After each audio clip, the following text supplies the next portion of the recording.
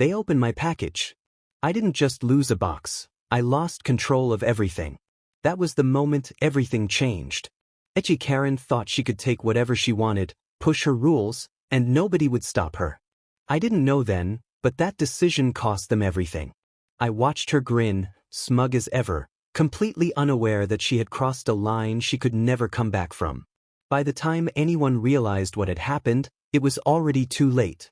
And what I did next? I'm not sure even she saw it coming.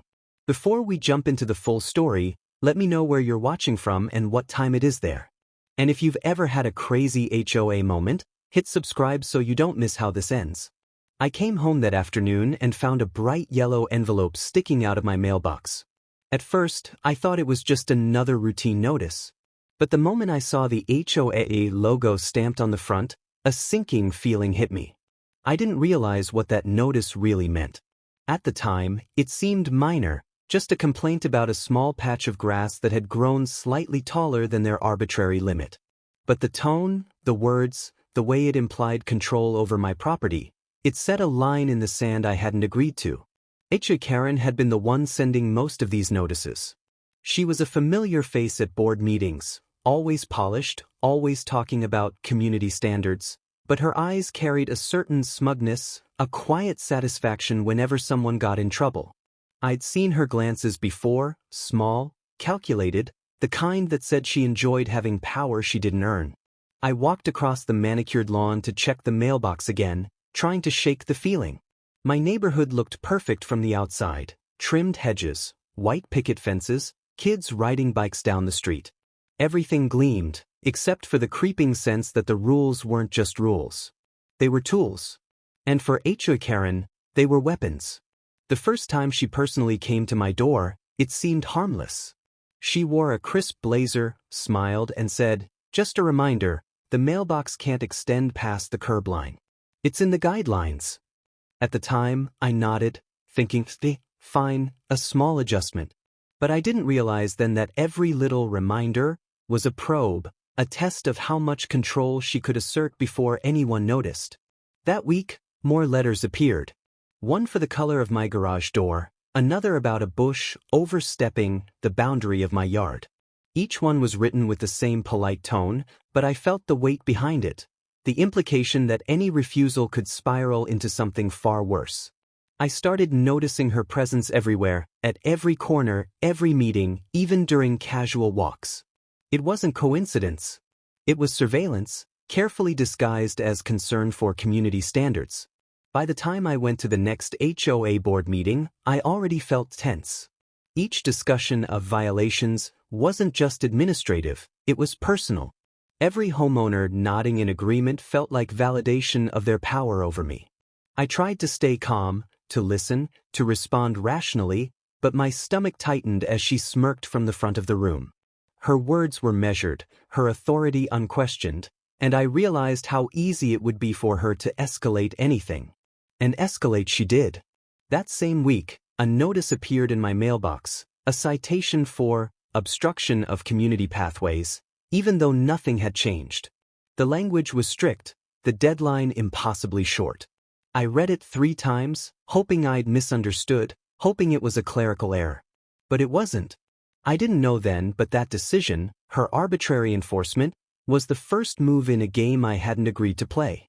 It wasn't just about grass or mailboxes anymore. It was about control. The sense of fairness I assumed existed in my neighborhood evaporated. The rules weren't suggestions, they were threats, and the consequences weren't hypothetical. The lines were clear: comply or face escalation. And by the time I closed the envelope, my chest tightening, I knew one thing for sure: this was already going wrong, and it was only getting worse. The first fine arrived on a Wednesday morning, taped to my front door like a warning flag. A crisp envelope, the HOA logo stamped boldly on the front, with my name typed in perfect, impersonal letters. Violation of community aesthetics, $250, it read. I blinked at it, thinking it was a mistake.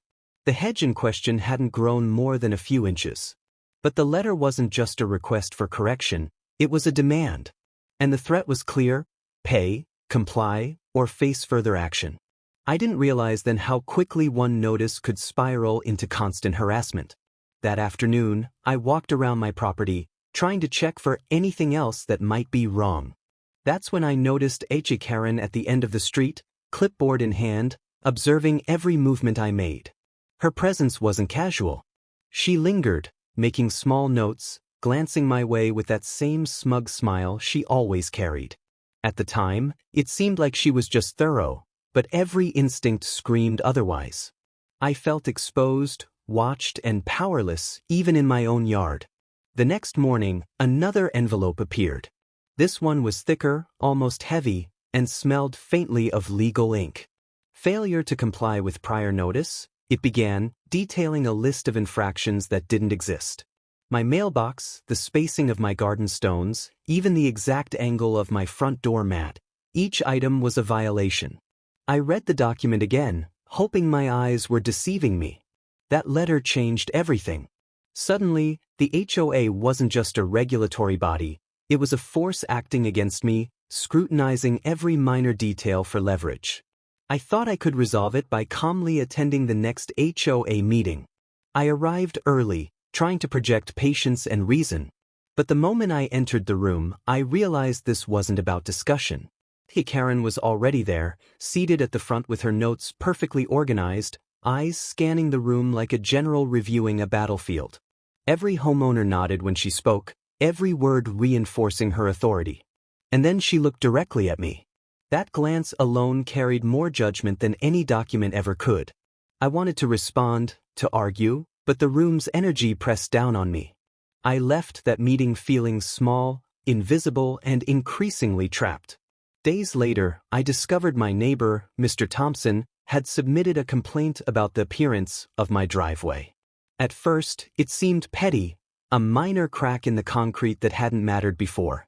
But combined with the HOA notices, it became part of a pattern I couldn't ignore. Every morning, I found something new, a suggestion, a complaint, an insinuation. It was relentless. And each minor complaint carried the same silent threat: obey or face escalation. I started documenting everything, taking photos, keeping a journal, small measures to protect myself against a system that refused to stop. By the second week, the tension had escalated beyond paper.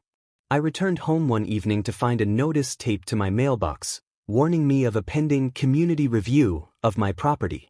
No specifics, no explanation, just an announcement that my compliance would be evaluated and penalties could be imposed retroactively. My stomach tightened. I realized this wasn't about fairness, it was about power. And I didn't know then, but that notice would be the first in a chain of moves I couldn't control. I tried to maintain normal routines, but every step outside the house felt like walking a minefield. HOA Karen seemed to appear wherever I went. At the park, walking her dog near my yard, in the driveway across the street. Each encounter was brief, polite, but heavy with implied judgment.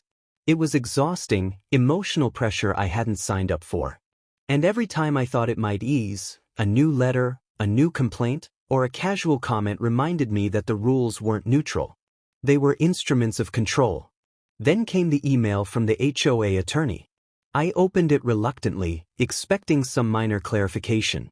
Instead, it contained a formal notice threatening legal action for alleged repeated violations. I read the paragraphs twice, then 3 times, hoping for a misprint. It outlined potential fines, court appearances, and even liens on my property. My heart raced. This wasn't a minor dispute anymore. It was legal, public, and personal. I didn't understand all the technical language, but the message was clear: my resistance would come at a cost. Even worse, HOA Karen herself delivered the next inspection. She arrived unannounced, clipboard in hand, pointing out flaws I hadn't noticed. "This bush is slightly over the line," she said calmly, marking it down with a flourish. "This stone is misaligned. That mat isn't centered." Her tone was polite, almost rehearsed, but the intent was unmistakable. Each observation was recorded, each tiny detail weaponized. I started doubting myself, questioning whether I had even a right to defend my own property. That should have ended it, but it didn't. The first weekend after that, a group of HOA board members appeared at my house, ostensibly for a community discussion. Instead, they circled the property, taking notes, whispering to each other, and photographing areas they deemed non-compliant. I stood on the porch, trying to appear calm, but every glance felt like an accusation. And then HOA Karen approached, smiling.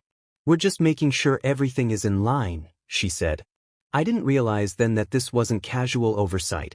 It was a psychological play, designed to wear me down, to establish dominance.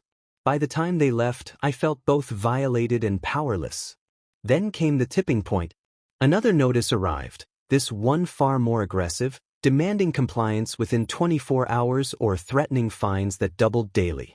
My mailbox was overflowing. Every envelope a fresh reminder. The HOA wasn't just monitoring, they were controlling.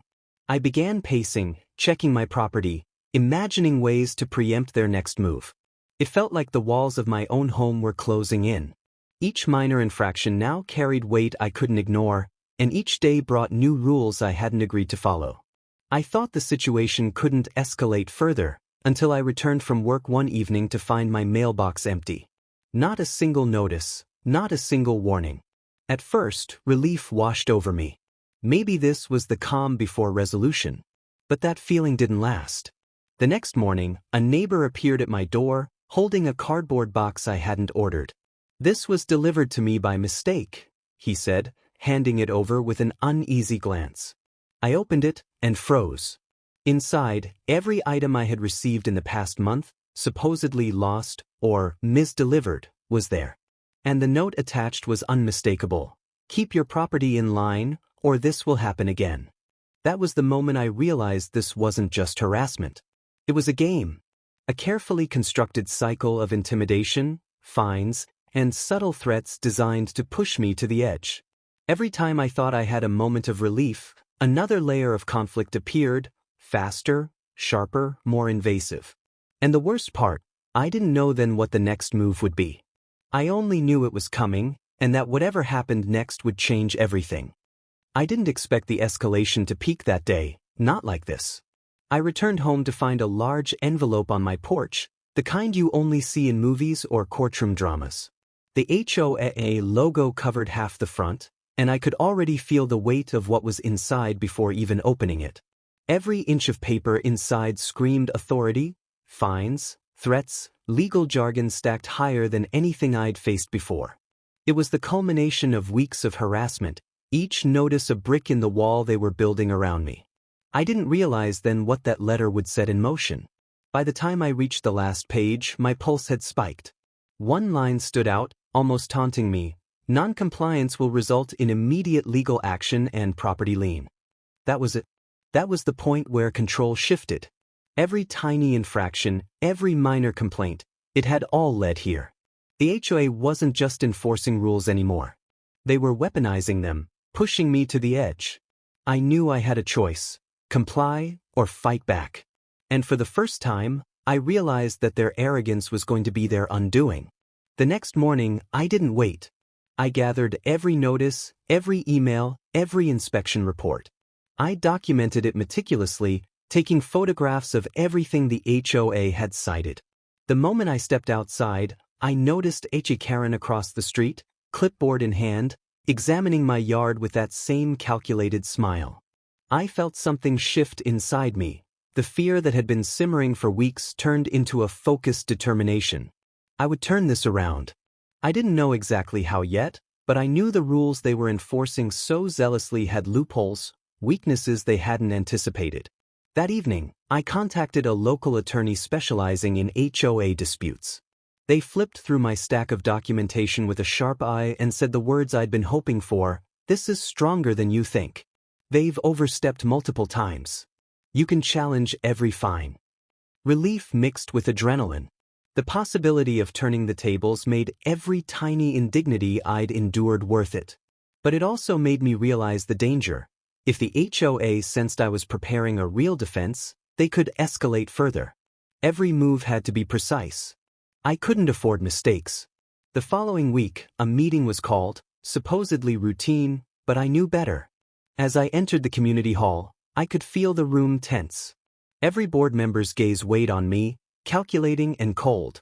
And then HOA Karen took the floor. She presented her version of events with the same meticulous detail she always had, projecting calm authority. But there was a tremor in her voice I hadn't noticed before, subtle but unmistakable. Confidence was cracking. She didn't realize that her own overreach had set her up for exposure. During the meeting, I stood quietly, letting them present their narrative. Then, when the timing was perfect, I laid out my evidence. Photos, documents, logs, each one a nail in the coffin of their authority. Gasps echoed in the room as each overreach became undeniable. The power dynamic shifted instantly. HOA Karen's smug expression faltered, then vanished, replaced with something I had never seen before: fear. Every small violation she had exploited was now on display, clear for all to see. And I didn't stop there. Every other board member who had nodded along in her authority now found themselves facing the consequences of compliance with an abusive system. The tension in the room was palpable. It felt like the air itself was charged. I could see people exchanging glances, whispers spreading like wildfire.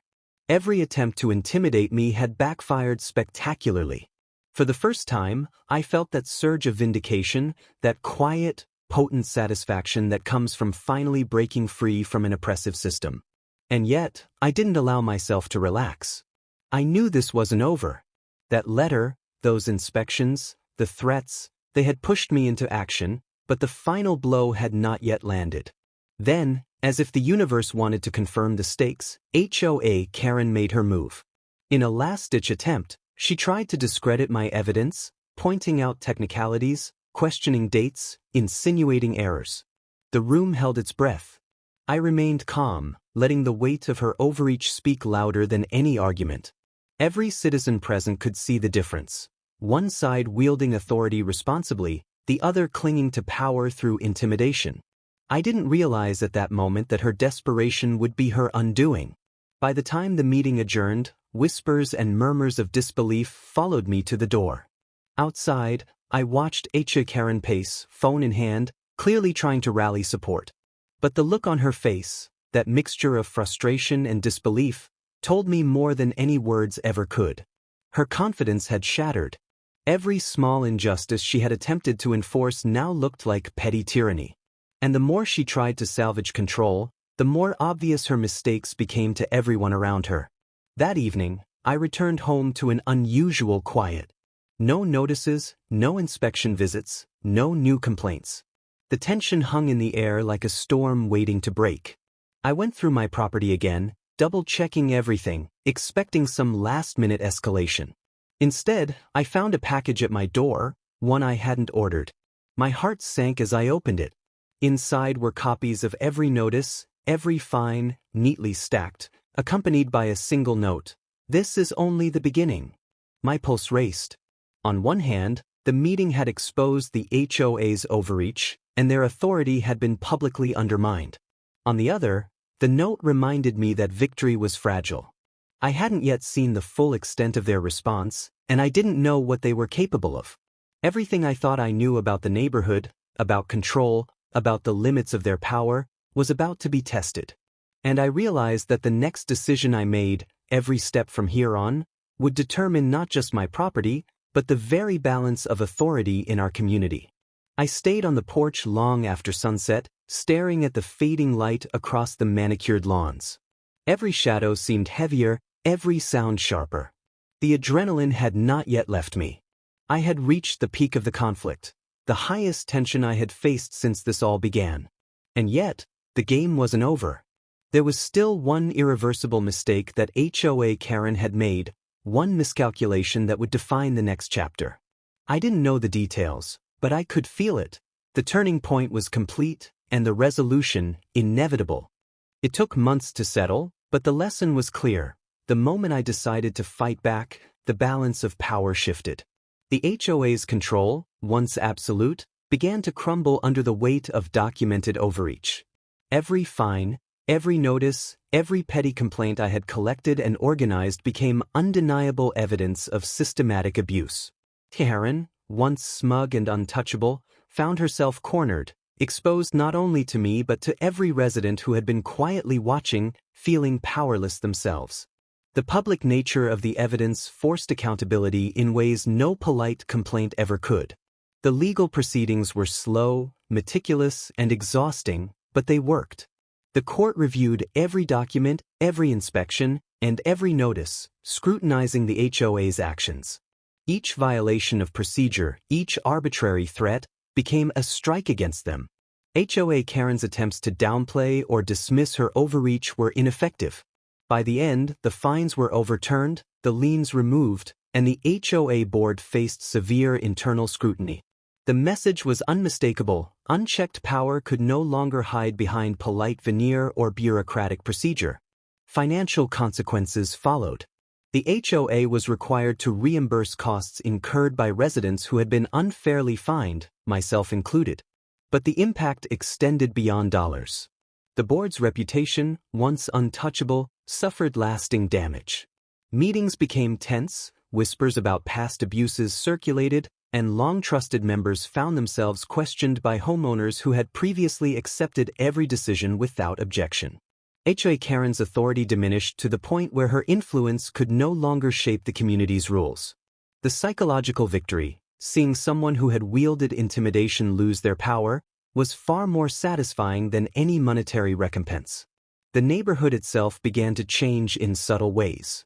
Property inspections became transparent, disputes were addressed with documented fairness, and communication shifted from fear-based warnings to collaborative discussion. It wasn't perfect, and remnants of the old hierarchy lingered, but the balance had shifted. Homeowners began speaking up, sharing concerns openly, and questioning authority when necessary. I could walk down the street without feeling scrutinized, without that tight knot of tension forming in my stomach at every glance from HOA board members. It was the first time in months that normalcy felt like more than a fragile illusion. The personal consequences were deeper than any legal or financial victory.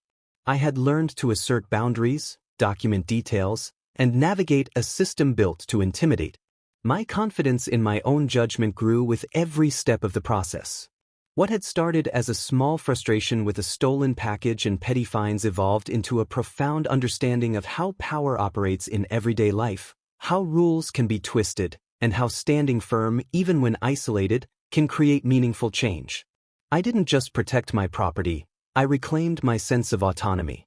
HOA Karen's fall from authority was almost immediate after the court's decisions. Former allies who had followed her lead began distancing themselves, citing concern for the HOA's reputation. Emails that once demanded compliance became carefully worded apologies or neutral statements. She no longer had the ability to single-handedly enforce minor infractions or intimidate homeowners with threats. The community had witnessed her missteps and learned the limits of what one person could control when checks and transparency were enforced. Her dominance had been dismantled quietly but decisively. Socially, the dynamics of the neighborhood shifted as well. Homeowners who had previously stayed silent began discussing their own grievances, sharing experiences they had kept private out of fear. Neighborhood meetings became arenas for constructive dialogue rather than power plays. Even casual interactions changed. Where a glance once carried judgment, now there was a sense of mutual respect, or at least cautious civility. The HOA had underestimated the long-term cost of their overreach. Trust, once broken, reshapes the social fabric in ways that money or authority cannot repair. I reflected often on the moment it all began. The first package that went missing, the first letter that arrived with a fine or warning. At the time, each incident seemed isolated, minor, manageable. But in hindsight, they were part of a larger pattern, one that revealed the true character of those in power. Each loop of intimidation, each attempt to control, became a lesson in vigilance, patience, and strategy. The seemingly small actions, photographs, detailed logs, careful documentation, were the tools that ultimately dismantled the system that had sought to dominate me. There were lingering tensions, of course. Some neighbors still held grudges or remained loyal to the old guard. HOA Karen occasionally appeared at meetings, her posture defensive, her tone subdued. But the fear that had once been weaponized against me had reversed. I walked through the neighborhood knowing that the system now had real limits, and that accountability could reach even those who believed themselves untouchable. The The psychological weight that had pressed on me for months began to lift, replaced by a quiet, sustained confidence. Looking back, the most important takeaway wasn't just the legal victory or the overturning of fines. It was the lesson about power, vigilance, and the importance of standing firm. Systems, even in small communities, can become instruments of control when left unchecked. One person's willingness to challenge abuse, calmly, strategically, and with evidence, can shift the balance, not just for themselves, but for an entire neighborhood. Sometimes, the smallest rules reveal the biggest injustices. And yet, the irony lingered. The HOA had spent weeks, months even, trying to control every detail of my life, every inch of my property, every aspect of my behavior. Their obsession with minutiae had been their downfall. It took months to settle, but the lesson was clear. Those who wield power without accountability inevitably create their own undoing. What seemed like the end of harassment was really the beginning of a transformed community, one where transparency, fairness, and vigilance replaced fear and unchecked authority. I still see HOA Karen from time to time, walking down the street with her clipboard tucked under her arm, eyes scanning the neighborhood. But the gaze has changed. It is no longer commanding, no longer menacing. It carries a measure of recognition, perhaps even grudging respect for what the rules, and the people enforcing them, can't break. I smile quietly to myself, knowing that the balance has shifted permanently. The control she once held has been dismantled, and the neighborhood has learned that fairness is not given. It is enforced, carefully and consistently. At the end of the day, the packages were returned, the fines rescinded, and my home felt like mine again. But the victory extended beyond objects or numbers. It was about reclaiming agency, redefining authority, and proving that even in a small community, one person's courage and meticulous action could expose abuse, enforce accountability, and shift the entire system. The outcome was satisfying, yet the lessons lingered. Vigilance matters, and silence can be a trap. So I ask anyone watching this now, if something like this could happen in a seemingly quiet, well-kept neighborhood, could it happen in yours? Could rules be twisted, authority abused, and power wielded unfairly without anyone noticing until it's almost too late? I learned the hard way, and the consequences are still clear today. Justice doesn't always arrive quickly, but with persistence, awareness, and evidence, even the smallest player can change the game.